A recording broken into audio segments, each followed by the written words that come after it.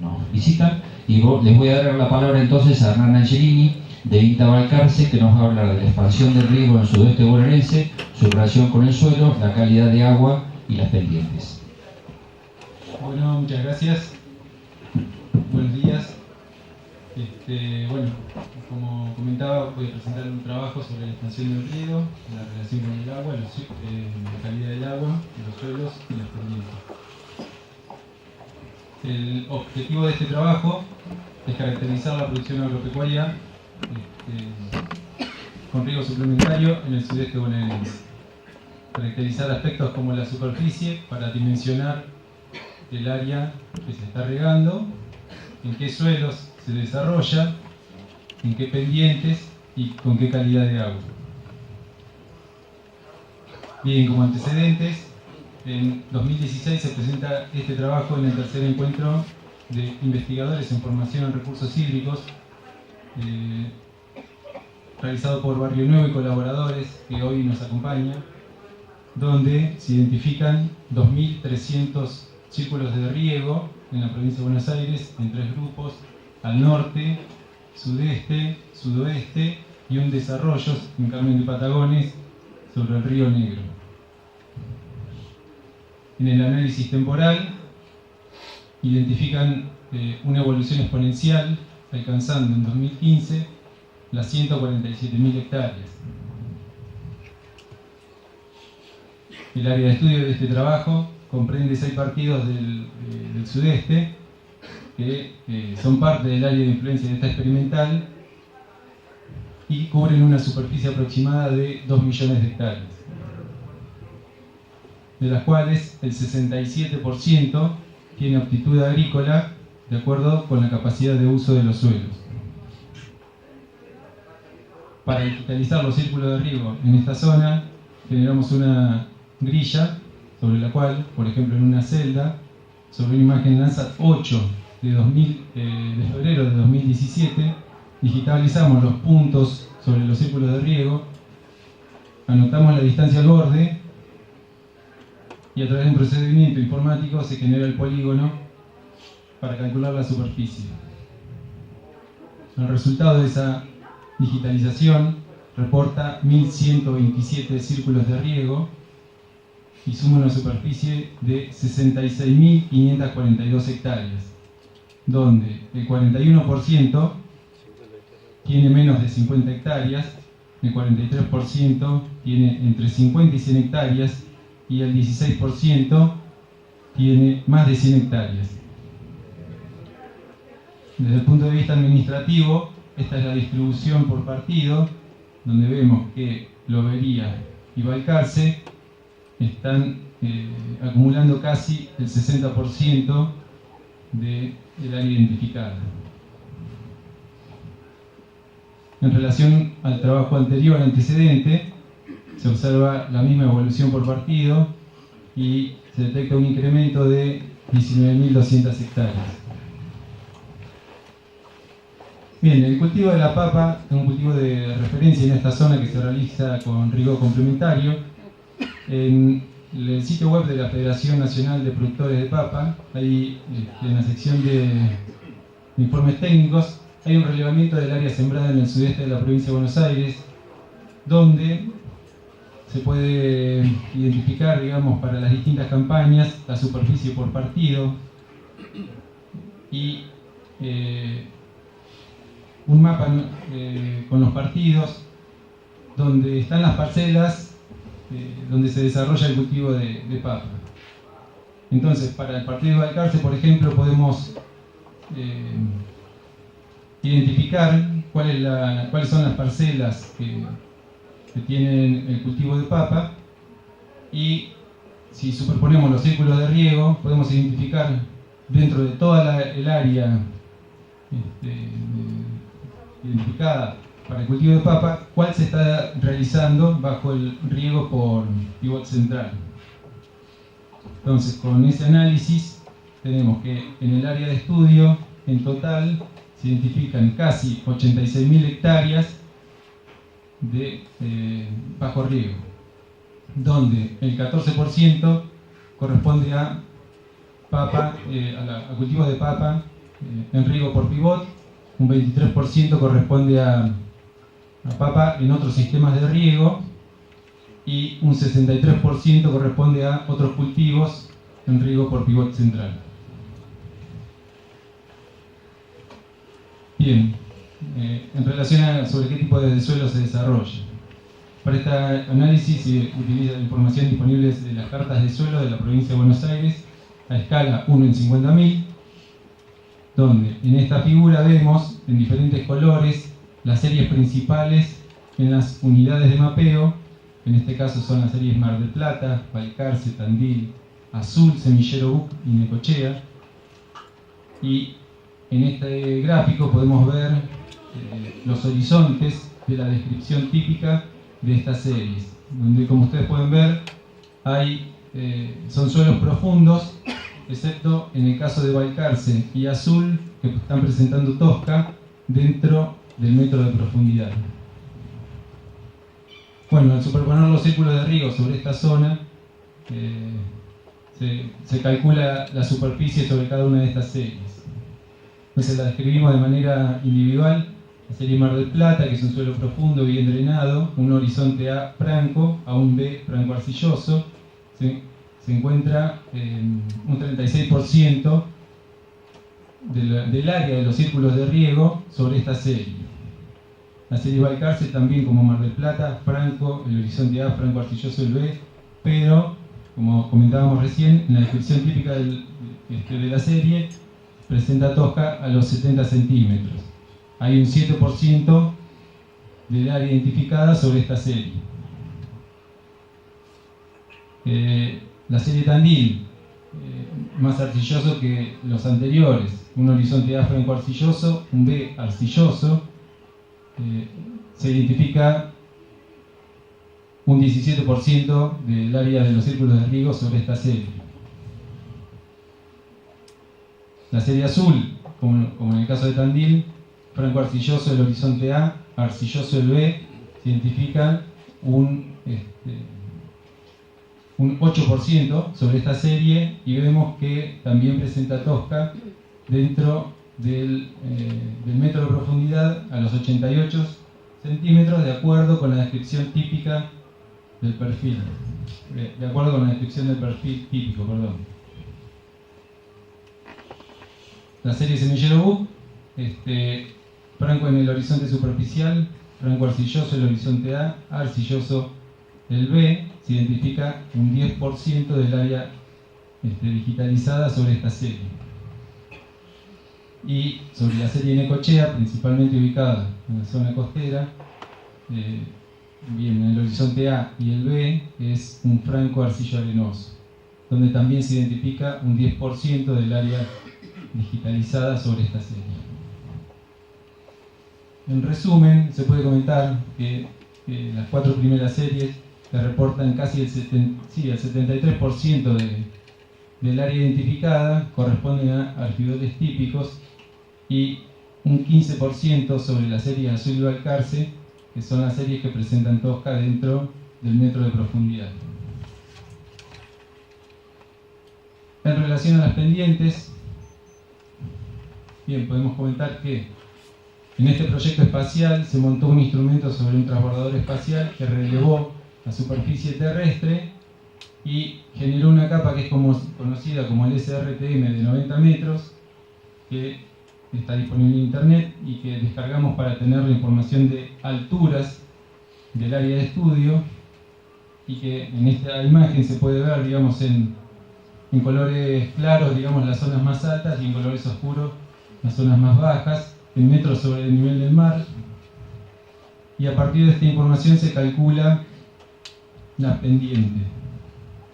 En este caso se calcula a partir de un píxel en relación a sus píxeles vecinos, donde tenemos este resultado, que podemos ver que los colores celeste y azul pertenecen a pendientes de entre 1 y 2%, o colores naranjas y rojos que corresponden a valores mayores a 4 y 5% de pendiente. Entonces, sobre, por ejemplo, un grupo de círculo de riego identificado, superpuestos sobre esta capa, tenemos que para cada círculo de riego tenemos diferentes valores de pendiente. Una manera de analizar esta información es a través del promedio para cada círculo. Clasificándolo de esta forma, se puede ver que hay círculos de riego sobre, en azul, menores al 1% en pendientes promedio, entre 1 y 2%, o entre 2 y 3%. Bien, entonces por ejemplo en esta otra figura vemos como en las zonas más planas se encuentran los círculos de riego, digamos, con menor pendiente promedio, y en las zonas más cercanas a las sierras o sobre el pedemonte se ve los círculos de riego con pendientes promedio un poco más de 2 a 3% y de 3 a 4%. Bien. En resumen, esa información podemos decir que un 82% del área identificada se encuentra en pendiente suavemente ondulada, menor a 2%, y un 17,8% se encuentra en pendientes moderadamente onduladas, mayores al 2%. Bien, de la misma manera que se trabaja con el promedio, se puede trabajar con valores máximos dentro de los círculos de riego, clasificados de esta manera por aquellas zonas que tienen pendientes máximas mayores al 5%. Vemos entonces que el resultado nos da una situación parecida, donde hay menor superficie en estos casos. En resumen, podemos decir que hay un 13% del área identificada que tiene pendientes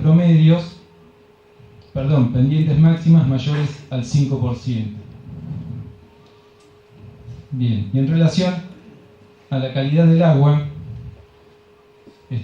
con información disponible en el laboratorio de agua de acá del INTA, información que aportó la Asociación de Riego Pampeano, y datos que aportó gentilmente el laboratorio de suelo Fertilab, se genera esta capa de información que contiene para cada punto georreferenciado valores de conductividad eléctrica y de RAS.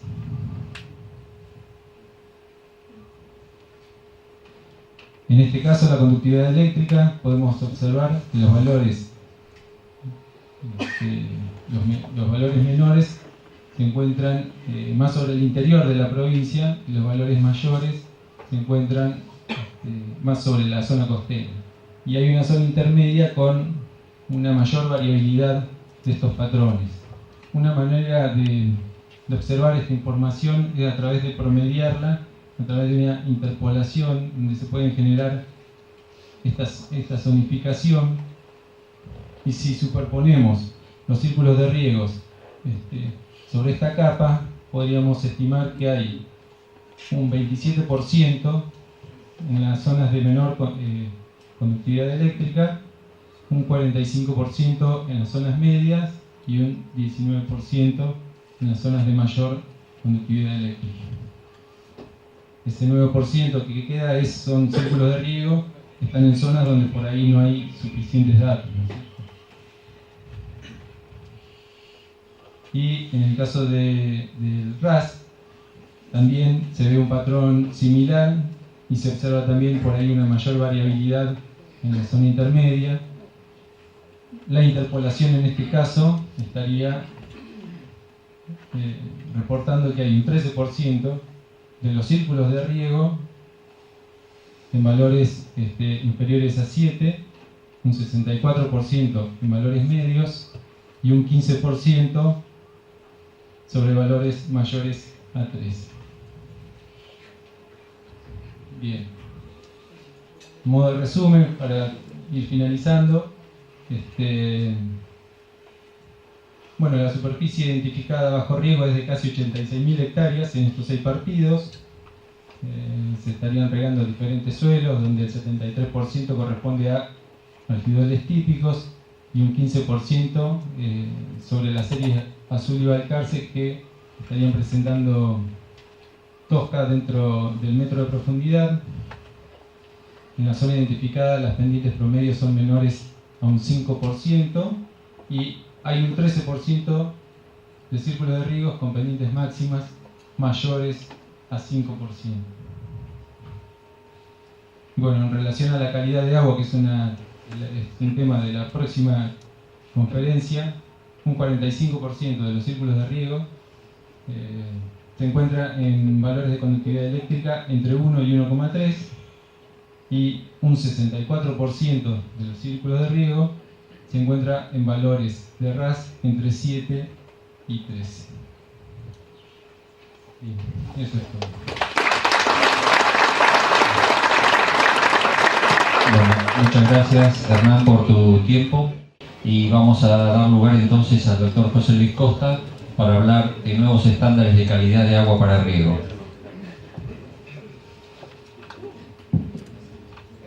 Bueno, gracias. A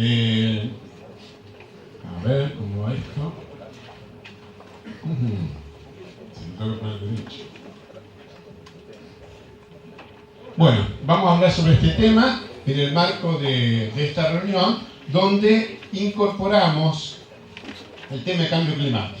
Hay gente que pregunta, dice que alguien va a hablar de cambio climático. No, vamos a hablar de cambio climático. ¿Por qué? Porque ya el cambio climático lo tenemos presente. Para nosotros el riego, ¿qué importancia puede tener? Ustedes fíjense que en el año, cuando empezó el riego en esta zona, en el año 95 aproximadamente, los niveles de dióxido de carbono en la atmósfera eran de 363 ppm. Y ya al día de hoy, porque esto no lo puede saber, el día de hoy, estamos en 400 ppm. Obviamente el riego básicamente lo que hace es mantener los estomas abiertos y tratar de que entonces el dióxido de carbono ingrese en la planta y podamos tener más producción. Entonces obviamente hay una relación. Acá está este trabajo, hay varios trabajos basados de este autor, donde ven la relación entre la productividad y los niveles de carbono. Entonces fíjense que de 360 a 400 hay un incremento. Esto no es lineal, porque esto se hace en cámaras y le da estos resultados. Cuando uno va al campo las cuestiones cambian, pero lo tenemos que tener en cuenta. Otro tema, bueno, esto no tengo que hablarlo mucho, porque ya sabemos lo que pasó. Tenemos la provincia de Buenos Aires con dificultad, inclusive zonas agrícolas, y a nivel mundial, digamos, hemos tenido un tornado en el Atlántico como nunca se había tenido en la historia de lo que tiene registro de la humanidad. O sea que nosotros ya estamos plantados en ese sistema, donde ya no tenemos una tendencia normal de tiempo, sino tenemos una tendencia variable. Hay una tendencia variable de lluvia, de temperatura, de dióxido de carbono, y esas son cuestiones que deben tener en cuenta nosotros, investigación y obviamente el productor. Yo me voy a pasar en este trabajo que presentamos con Virginia, ya tiene un par de años.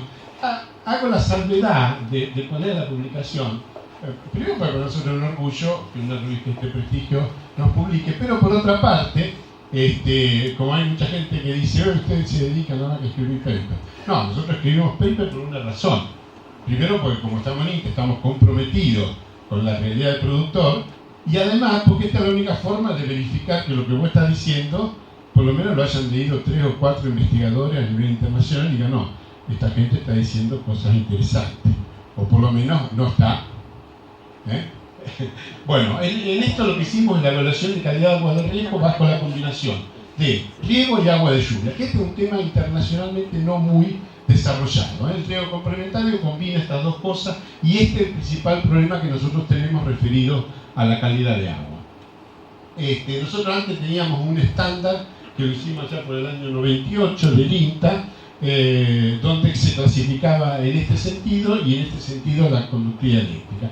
A pesar de eso tuvimos problemas, tenemos algunos problemas de erosión. Esto obviamente no es solamente el problema del agua, sino también el problema de la pendiente, pero esto es un poco más reconocido. Por ejemplo, algunos recordarán esta foto que es de cortesía del ingeniero Domínguez, que no sé si está presente, donde se ve un cambio notable entre el suelo regado y el suelo no regado. Y a veces se ven estas cosas dentro de los pivotes. Hoy uno se puede meter en imágenes de satélite y ver que hay algunos problemas de corrimiento de agua, a pesar de ser zonas que no son muy planas. Bueno, nosotros en su momento hacíamos este tipo de muestreo y hicimos en este trabajo, hacíamos 4 muestras adentro, dividiendo el lote como en una pizza, y muestras afuera que nos permitían comparar cómo evolucionaba el suelo. Hoy en día estamos mejorando y esto es lo que recomendamos, dado que, como dice Hernán, hay variaciones, pero hay variaciones también muy fuertes dentro del lote. Esto es conductividad eléctrica aparente realizado con lo que se llama comúnmente la Rastraveris, y vemos que este trabajo, si lo quieren ver, está publicado en castellano, y vemos que nosotros podemos asociar, los niveles de sodio a los niveles de conductividad eléctrica aparente, que es lo que da la Rastraveris, que no tiene nada que ver con la conductividad eléctrica del suelo. Y eso nos permite, perfeccionar el muestreo, porque ya nosotros ya sabemos que en estas zonas vamos a tener una cosa diferente con respecto a esta otra zona. Siguiendo con este tema, estos son los análisis que tuvimos de todas estas análisis entre suelo regado y no regado, y ustedes ven que la mayoría de los suelos se ve afectado. El PCI aumenta en todos los suelos, el RAS aumenta en todos los suelos, el pH aumenta en todos los suelos. ¿Eso qué significa? Significa nada más que si uno agrega un agua que tiene distinto contenido de sales respecto al agua de lluvia, la situación va a cambiar. El problema que nosotros tenemos que saber es cuándo cambia en una forma peligrosa para el suelo, y eso es lo que tratamos de hacer acá. Entonces, ¿qué medimos? Buscamos un factor físico, porque estábamos viendo, no voy a entrar en detalle porque muchos de ustedes ya lo saben, estábamos buscando qué factor físico podíamos medir, porque el deterioro que produce sodio es físico. Entonces vimos conductividad hidráulica. En este caso ven que un RAS del suelo sin riego de 1,5, un RAS del suelo con riego de 2,5, no tuvimos diferencia en conductividad. Es decir, es lo que decimos, que físicamente este suelo no estuvo afectado por este tipo por esta calidad de agua. En cambio, otro suelo similar, pero ya con un RAS de 3,6, nosotros empezamos a ver diferencia en la conductividad hidráulica, es decir, que el suelo ya tiene más dificultad para la conducción del agua. Tengo que aclarar que acá se midió con agua de riego. Vuelvo para atrás. Se midió con agua de lluvia. Conductividad hidráulica medida con agua de lluvia, porque el problema que tenemos no es durante el riego, sino que es cuando llueve el suelo se dispersa y disminuye la conductividad hidráulica. Para eso, entonces, tratando de crear un nuevo estándar, nosotros vimos lo que siempre se hablábamos, que es un factor de dilución. Un factor de dilución no es nada más que comparar la cantidad de riego que aplicamos sobre la sumatoria de la lluvia más el riego. Eso nos da un cociente que nos dice si se riega más que lo que llueve, menos. Es decir, un factor de relación entre la lluvia y el riego. ¿Por qué? Porque nosotros estamos aplicando 2 tipos de agua, no una sola. La que viene de la lluvia y la que viene del riego. El RAS ustedes lo conocen, algunos, pero los que están en el tema sí lo conocen. Entonces lo que hacemos es aplicar a cada uno de los factores de RAS ese factor de dilución, como si fuera un desarrollo químico. Y entonces ya calculamos un factor de dilución para cada tipo de RAS. Donde por ahí un RAS que es 9, aplicado al factor de dilución, se transforma en 4. ¿Qué hicimos? Nosotros, dado que teníamos una base de datos, utilizamos ese RAS de factor de dilución y medimos, por el procedimiento anterior, que ustedes vieron los datos, cuál es el RAS del suelo. Escuchen, hay una relación interesante. ¿Es raro? No, es bastante lógico que es una relación. Pero tiene mejor relación este RAS de factor de dilución con el RAS del suelo que el RAS verdadero del suelo. Después, esto es de los datos de este trabajo. Después buscamos en otros trabajos que están publicados en 2014 y uno viejo del 99, vimos que todos más o menos se agrupaban. Dijimos, bueno, vamos a ver qué relación tiene. Y tenía una relación casi lineal. Después vimos, agrupándolo, que un grupo de datos teníamos que esos suelos daban diferencias significativas en cuanto a la conductividad hidráulica, y otro grupo de datos que no daba diferencias significativas. Entonces dijimos, bueno, acá tenemos zonas que, todos suelos regados, ¿no? Suelos que se comportan mejor o ras que se comportan mejor, etc. Y establecimos un punto que dijimos, bueno, aparentemente con un ras límite de 3,5, por encima encontramos problemas. Si tenemos 3,5 de ras en el suelo, ustedes saben que el ras se puede medir en el agua y el extracto de saturación es en el suelo. Y para abajo no tendríamos problema. Entonces tomamos este como factor para esta zona y para esos tipos de suelos. Yo tengo una mezcla de suelos, ¿no? Vieron que no todos los suelos acá son iguales, como presentó Hernán, tenemos suelos franco arcilloso, franco arcillo arenoso. Pero tomamos este valor como válido. Y después tomamos otras localidades que no las incluimos en este análisis para validarlo. Y ustedes fíjense que en la validación nosotros medimos el ras del suelo y el ras estimado por esa ecuación que vimos antes, y tenemos prácticamente una relación 1 en 1. O sea que esto sería es un modelo sencillo, pero bueno, también una fase de validación de este modelo.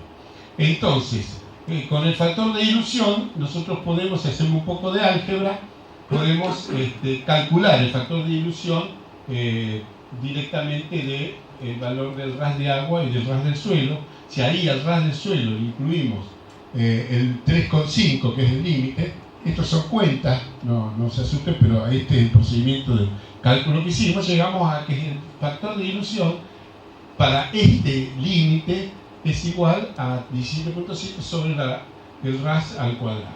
Entonces podemos estimar una relación entre el ras y el factor de dilución, y a su vez si incluimos digamos como variables generales, que uno lo puede modificar, nosotros decimos, bueno, 4 años en esta zona que llueve promedio 900 milímetros o 800, tenemos que bajarlo, o 1000, tendríamos que subirlo, pero tomamos ese valor 3600 y hacemos el cálculo y podemos estimar para cada tipo de ras, que podemos estimar un factor de dilución, estimar cuántos años, cuántos milímetros nosotros podemos regar en 4 años.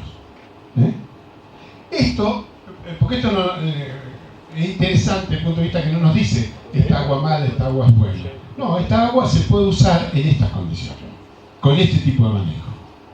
Si un agua tiene un ras 20, bueno, no nos deberíamos exceder de 180 milímetros cada 4 años. Es poco, muy poco.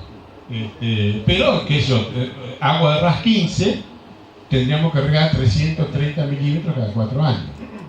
Si nosotros no queremos tener una alteración, a ver si hacemos silencio.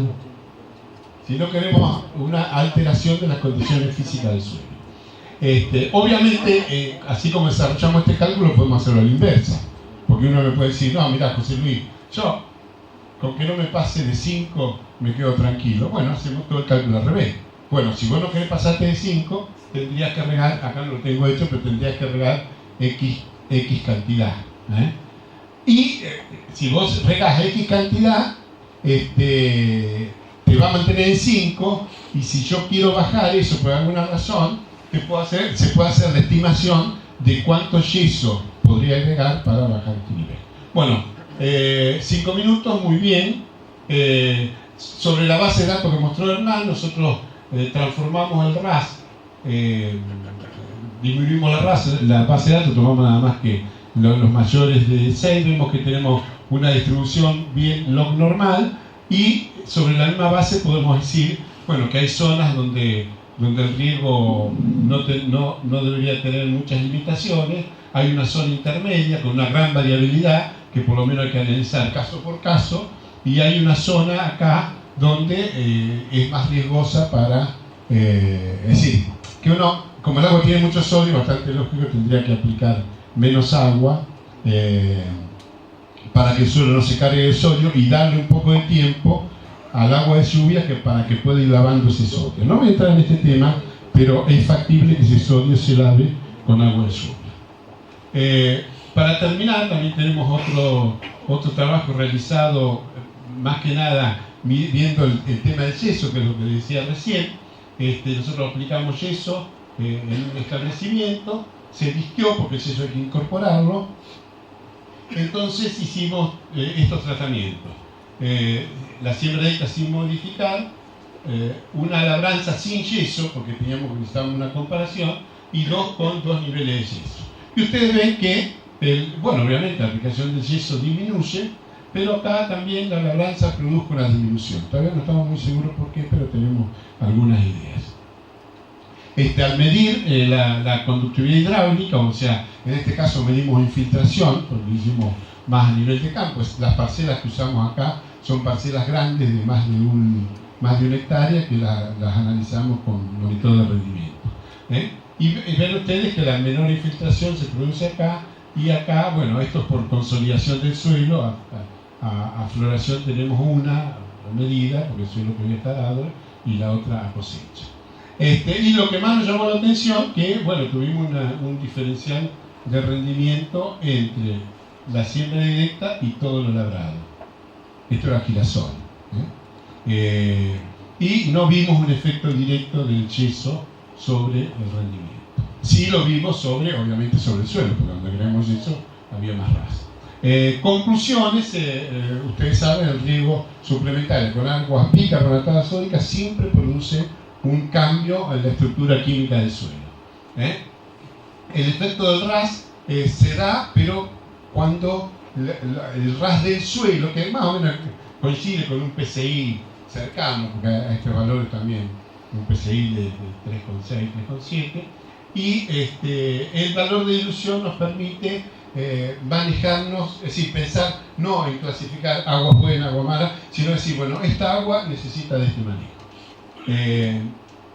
Y tanto la labranza como el yeso incrementaron la infiltración de los suelos, comparado con el suelo sin yeso. Bueno, estas son nuestras conclusiones, pero eso es todo lo que tenía para decirles. Como para cerrar, definitivamente, el potencial del riego en esta zona es importante, pero hay que considerar que nuestra principal limitación es el agua.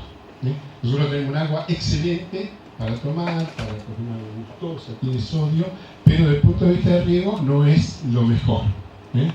Obviamente es variable, por eso hay productores que tienen problemas, productores que no tienen problemas, pero debemos tenerla en consideración cuando decidimos los volúmenes a regar. Muchas gracias. Vamos a dar lugar ahora entonces a la charla del doctor Mauricio Castro Franco, investigador de la Chacra de Barro y del CONICET, que nos va a hacer una aproximación de la estimación de humedad del suelo utilizando imágenes radar.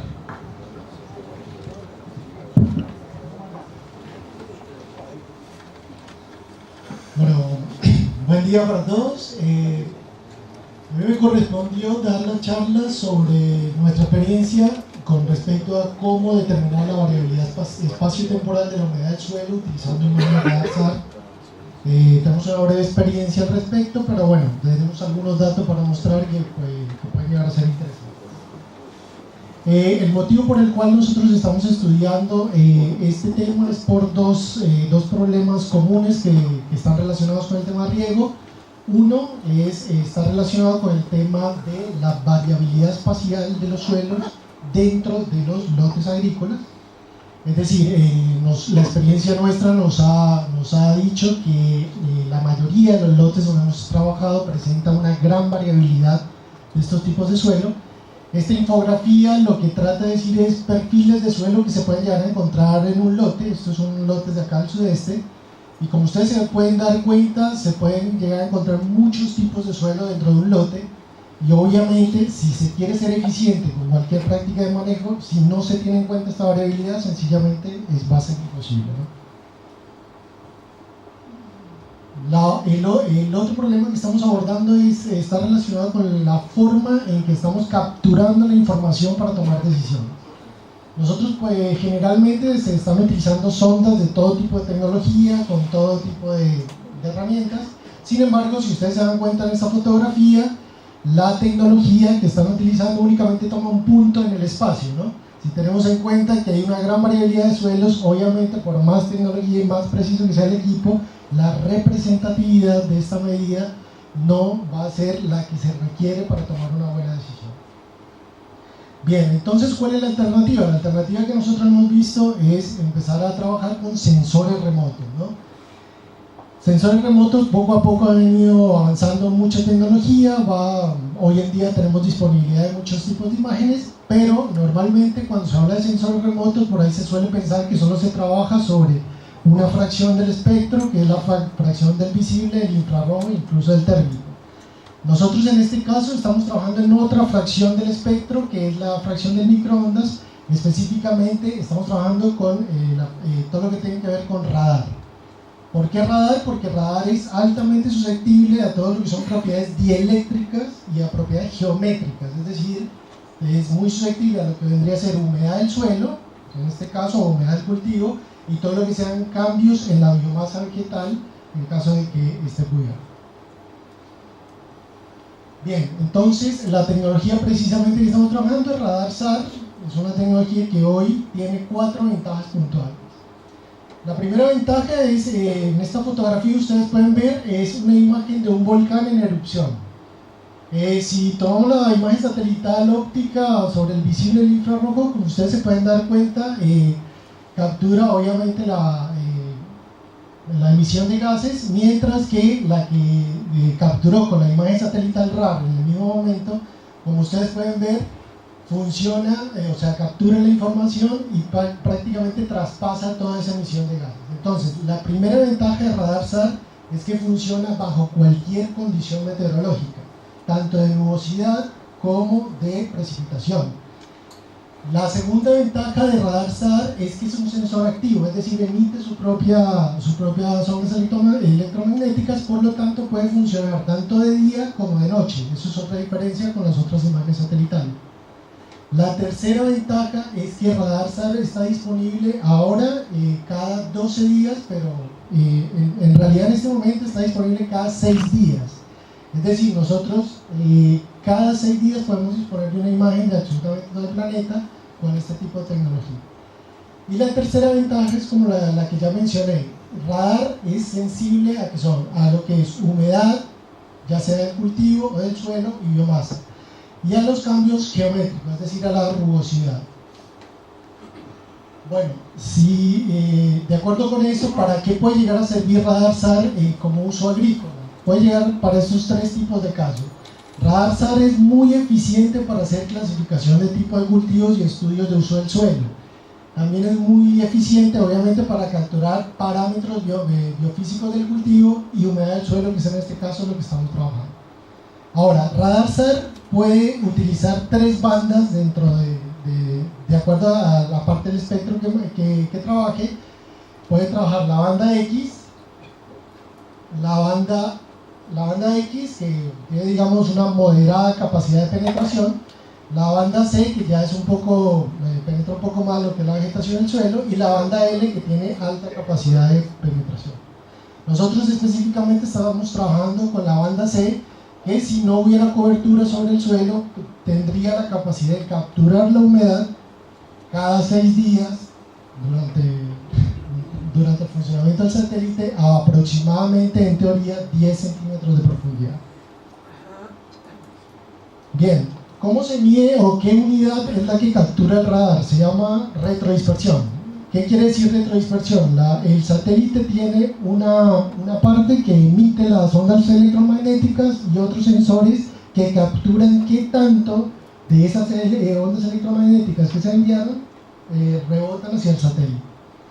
Eso se llama, de acuerdo obviamente a la cobertura que haya, el satélite va a capturar más o a capturar menos, ¿no?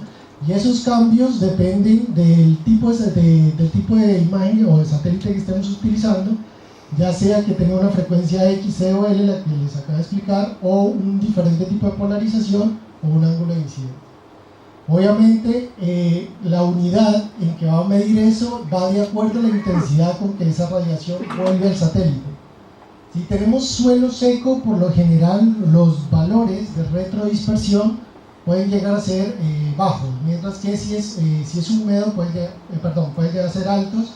Si es húmedo puede llegar a ser bajos, y si es inundado tiene un efecto espejo para que hace que los valores sean bajos.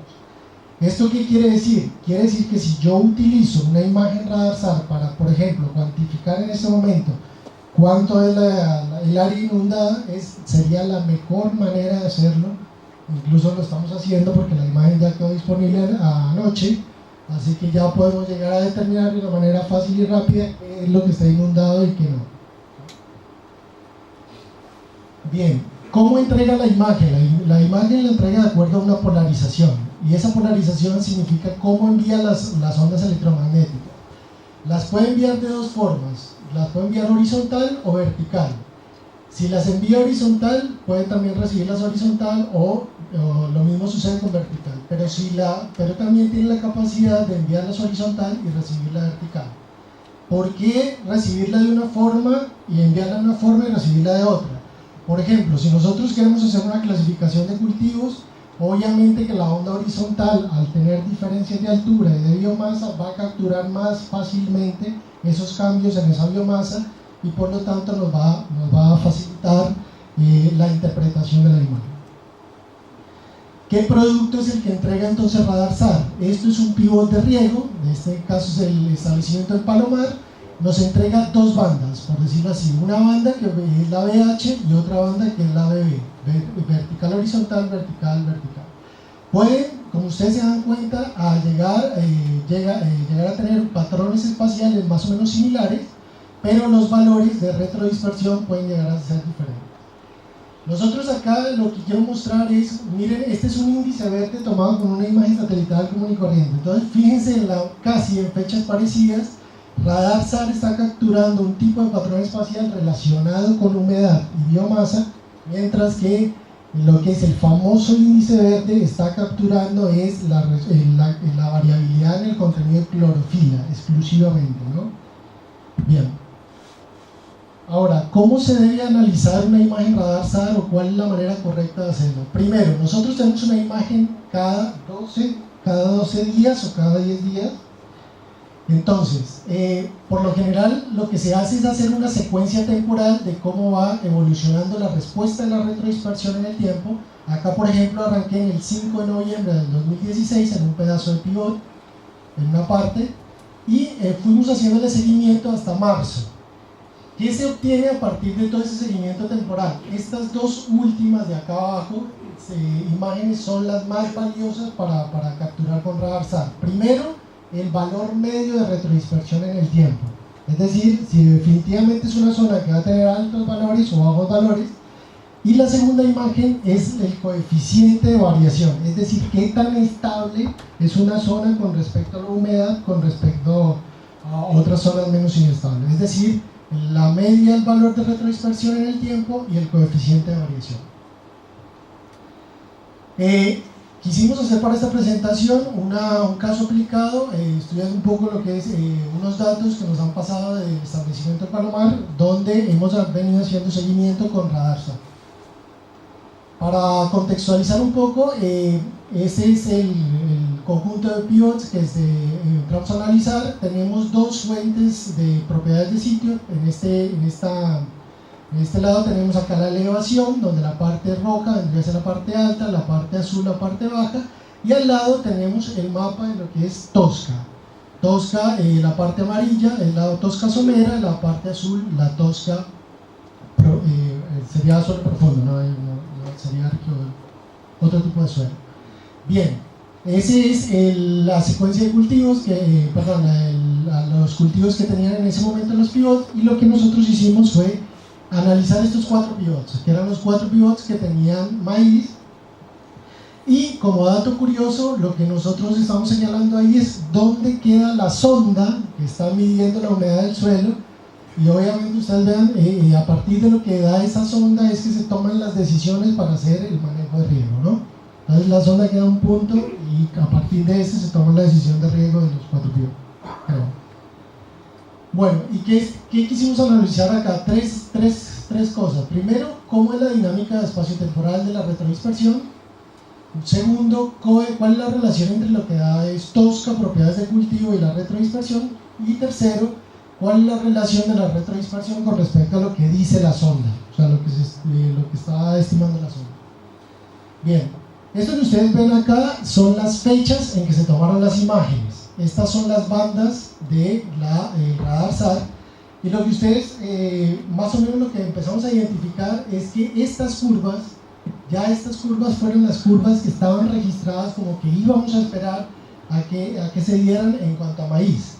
Entonces, al principio, la imagen satelital registró lo que era el efecto del suelo, después ya empieza a registrar el efecto de lo que es el crecimiento del cultivo, y por último empieza a registrar cuando el cultivo entra en madurez fisiológica para empieza a secarse los tejidos vegetales. Entonces, ¿qué encontramos acá? Primero, muchas diferencias entre pivots, entre fechas, y obviamente unos patrones característicos de cada uno, pero que bueno, que sería interesante empezarlos a analizar ya con datos un poco más concretos que lo que nos proporcionaron.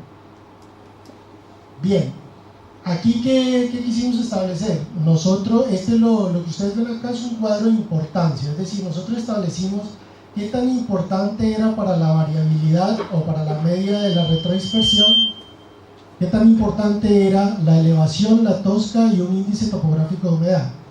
Ahora ustedes dirán, ¿para qué estudiamos esto? Pues resulta que nosotros a partir de estas imágenes queremos también probar si podemos hacer cartografía de suelos que realmente sea útil para tomar decisiones con respecto a riego. Obviamente, si tenemos mucha información de estas imágenes, queremos ver qué es realmente lo que hace que esto varíe, y de ese modo podemos hacer una cartografía un poquito más puntual. Como siempre, los pivots que tenían tosca más superficial, encontramos que obviamente la tosca era la que marcaba la pauta de la variación de la humedad. En los otros pivots encontramos que era otro tipo de factor, pero esto ya nos está indicando que, por ejemplo, para un futuro, únicamente con estas imágenes ya podemos empezar a plantear cartografía de propiedades de suelo de una manera mucho más rápida y práctica. Lo mismo hicimos con la relación entre lo que eran los índices verdes y lo que daba radar SAR. Queríamos saber si había una relación entre ellos o no. Obviamente, si radar SAR estaba midiendo biomasa, queríamos saber si eso tenía relación con su cantidad de clorofila. Lo que encontramos fue que en los pivots donde había tosca se presentaba las imágenes radar, podían prácticamente explicar lo mismo que estaba explicando un índice verde en plena periodo crítico. Es decir, imagen radar SAR tiene el potencial de poder prácticamente decirnos los cambios de biomasa y al mismo tiempo decirnos los cambios de humedad. Por último, quisimos hacer este ejercicio. Teníamos entonces el pivot, y acá justo donde está señalado ahí está la localización de la sonda donde se toman las decisiones, es decir, la sonda donde estaba registrando la humedad del suelo.